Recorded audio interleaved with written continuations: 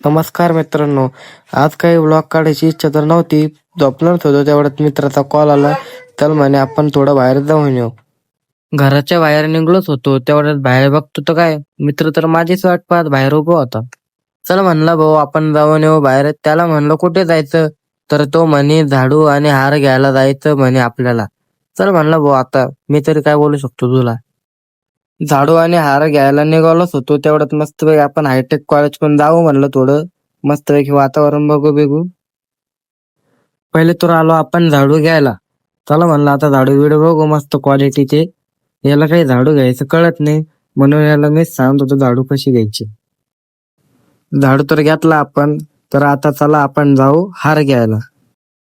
आपण आलेलो आहे हार घ्यायला, तर आपण मोठा देवी मंदिर पाशी हार घेऊया एखादा मस्तपैकी.